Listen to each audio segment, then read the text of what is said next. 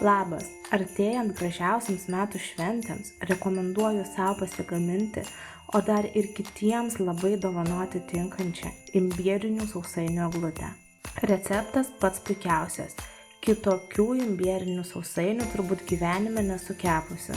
Jau iš knygos puslapių matosi, kad labai dažnai kepti buvo. Tešlos ruošimui reikės kaitlentės ir puodo. Į puodą dedame 125 g sviesto arba kepinių margarino, 5 šaukštus pieno, 100 g medaus ir 200 g cukraus. Viską kaitinu ant vidutinės ugnies, kol ištirps.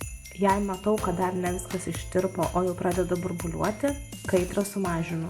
Viskam ištirpus ir užvirus suberiu prieskonių mišinį, kuriame yra po 1 arbatinį šaukštelį cinamono, malto imbiero ir maltų gvazdikėlių, pusę arbatinio šaukštelio malto kardamono, po 1/4 arbatinio šaukštelio juodųjų ir kvapniųjų pipirų ir vos muskato. Palieku 5 minutes pavirti ant nedidelės ugnies ir stebiu, kad neišbėgtų. Praėjus 5 minutėm išjungiu kaitinimą, o jei kaitlentė karšta, tai ir nuo jos nuimu puodą. Į 350 g miltų beriu pusę arbatinio šaukštelio kepimo miltelių ir išmaišau. Miltus beriu į karštą skystą masę ir labai gerai išmaišau, kol pasidaro vientisa tešla ir nebesimato miltų gumulėlių.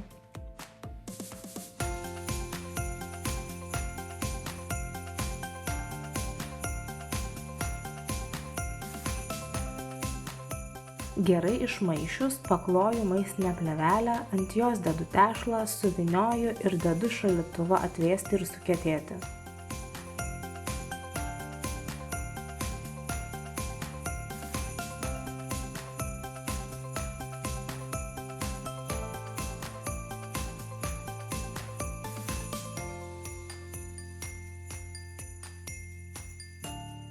Kol tešla kietėja, noriu parodyti, kokių toliau mums reikės įrankių. Žinoma, kad reikės kočėlo. Tada porą šiaudelių ir įvairaus dydžio snaigių, žvaigždučių ar kažkokių panašių formelių. Štai čia išsirinkau, kurias naudosiu, nes visų tikrai nereikia.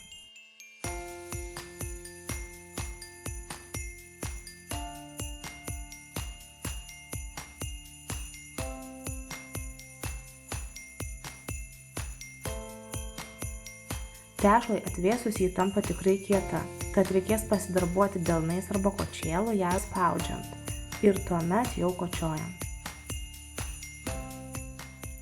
Originaliame recepte rekomenduojama kočioti 5-3 mm storio sausainius, bet aš kočioju dar plonesnius. Man kuo plonesni, tuo skanesni. Kartais net atrodo, kad tešla vos permatoma nuo plonumo pradeda darytis, bet žinoma, viskas su protu ir taip, kaip jums norisi. Tuomet su formele pjaustau sausainius. Pradedu nuo didžiausio. Juos išpjovus imu šiaudelį ir kiekviename maždaug per vidurį išspaudžiu po skylę. Likusius tarpus, aišku, užpildau mažesniais sausainiais, kad kuo mažiau kočiojimo vėliau būtų. Šiuos sausainius visada kepu po 2 skardas vienu metu, todėl orkaitę kaitinu iki 160 laipsnių ir įjungiu vėjuko funkciją. Nors originaliame recepte reikėtų kepti 180 laipsnių karštumo orkaitėje. Kepu apie 10-12 minučių, priklausomai nuo sausainių storio. Toliau viską kartoju su likusiomis įvairaus dydžio formelėmis. Tik svarbu toliau darant sausainius, kad pačiai mažiausiai žvaigždutei centre neišpjaunu skylės. Jei kepat nemažai sausainių, siūlau naudoti prietaisą makaronams gaminti arba kitaip pasta machine.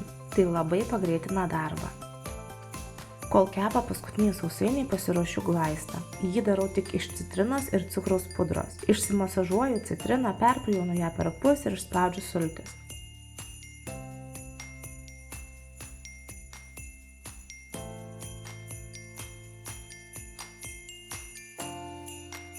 Į 200 g cukraus pudros iš pradžių pilu 2 šaukštus citrinos sulčių ir viską kuo geriau išmaišau. Vėliau įpilu dar 1 šaukštą ir plaku toliau.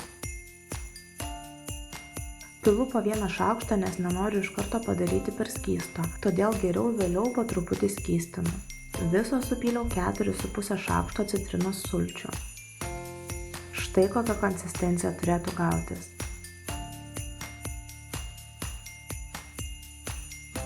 Šį kartą glaistą ant sausainių tepu teptuku. Viso sausainio nesistengiu juo padengti. Noriu, kad galutiniam rezultate eglutė atrodytų kaip apsnigta. Šis būdas man atrodo švaresnis ir mažiau glaisto sunaudojantis.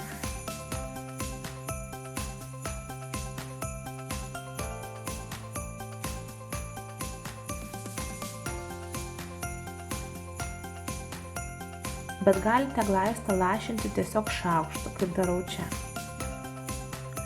Baigus sausainius puošti, paliekame juos pailsėti, kol glaistas sustings. Čia stingimo laikas priklauso nuo sumaišyto glaisto skystumo. Kuo skystesnis, tuo ilgiau ir stingsta. Dabar pasiruošiu lėkštę, kurioje klijuosiu eglutę ir kelis medinius iešmelius.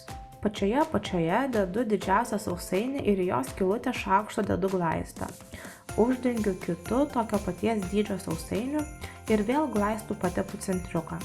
Taip pakartoju kelis kartus, kol turėsiu 4-5 sausainius. Tuomet imu iešmelį, jį taip pat patepu glaistu ir smeigiu viduriuką iki kol pasieksiu lėkštę. Pataisau sausainius, kad jie laikytų medinį iešmelį tiesiai ir palieku porą minučių pastingti. Tuomet dedu sausainius mažėjančia tvarka.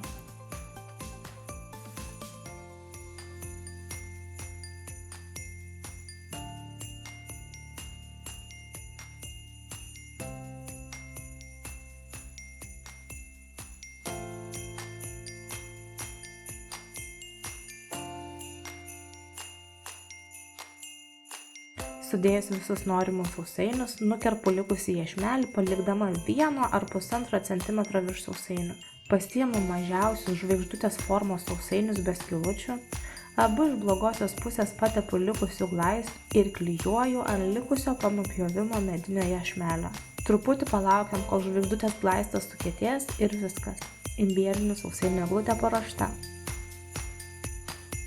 O dabar dar noriu parodyti, kaip susipakuoti, kad būtų galima dovanoti. Reikės kartono nuo kokios nors dėžės ir dubenėlio vos didesnio nei didžiausias sausainis.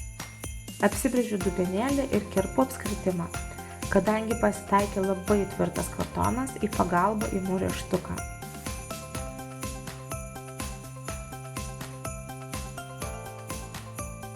Išsipjovus kartono apskritimą atsimatuoju folijos ir užlankstau kraštus į vidų, kad visas kartonas būtų jį apgaubtas.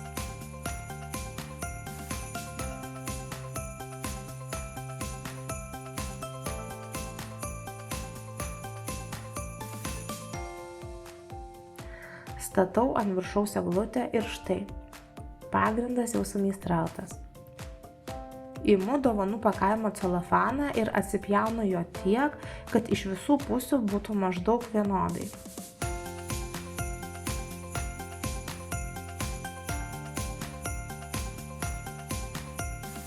Imu už kampų, keliu juos į viršų ir tuomet likusį celofaną bandau gražiai į klostę suguldyti.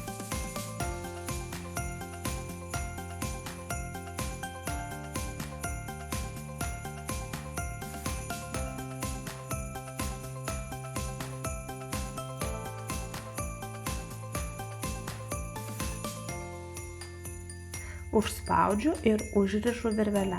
Aišku, kaspinėlis būtinas. Norėdama dar papuošti, karštų klijų pistoleto pagalba klijuoju cinamono lazdelę, džiovinto apelsino skiltelę ir dar žvaigždinę anyžių. Ir viskas. Dabar jau tikrai paruošta dovanoti.